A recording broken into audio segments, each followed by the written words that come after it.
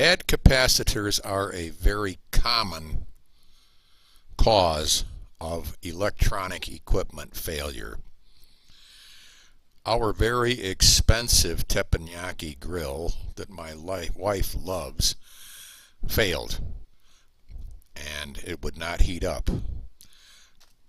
I took the unit out, primarily the control module, and did a site investigation and determined that there was a bad capacitor.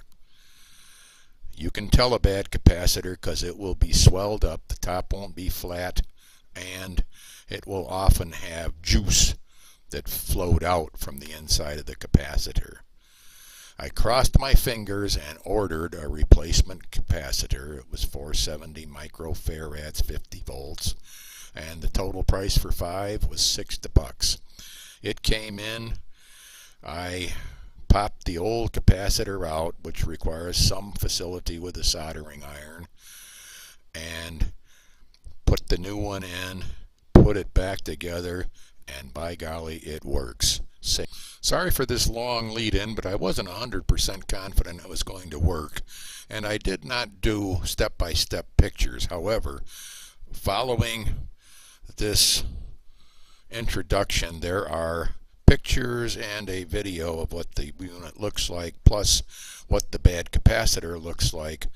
You will be able to find out how to replace a bad capacitor easily on YouTube. There are any number of videos, but it's as simple as using a small soldering iron. There are 2 legs on the capacitor. Just puddle up the solder that those legs are attached to, pop it out, put the new capacitor in. It's pretty simple, really, and I hope that this could possibly save you some money. Take a look at that unit. This is a Gaggenau Teppan Yaki cooktop grill, and it is my wife's pride and joy. I installed this 10 years ago, and she has been very fond of it. It was not an inexpensive item. Recently, it failed, and what would happen is this left-hand control would blink on, off, and it would not heat up. I researched the issue and found that a part was available from Gagganeau, and it is the electronics control module, which sits in a box behind this plate, and it looks like this. Take a look at this control module and see if you can spot the defective capacitor. It was 100% of my problems, and I saved a $520 control module part and probably a $200 service call by replacing this $1 capacitor.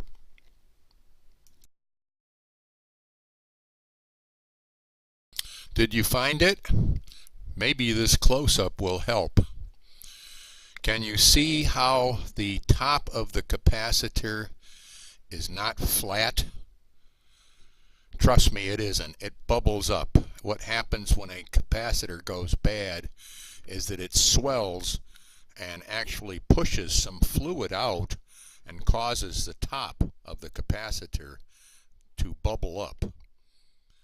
You can see there is some dark material oozing out of the seam at the top of the capacitor.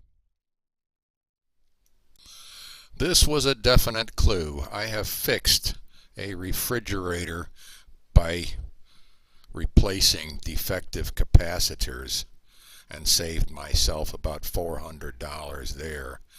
Capacitors will often be the electronic component that will fail. Now, it's not that hard to replace a capacitor. First, you buy the right one, and it is printed on the side of the capacitor what the capacitance is, which will be measured in microfarads, and what the voltage is. Go online. Amazon's got all kinds of suppliers. I bought a 5-pack of this particular capacitor, which happens to be 50 volt, 470 microfarads, for a total of $6 shipped to my door, and it came here in 2 days.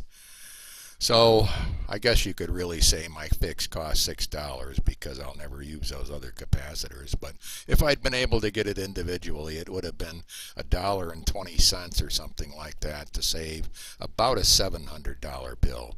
It would have been $520 for the control module because that's the only way they would sell it, and a couple of $100 for a technician to come out and put it in.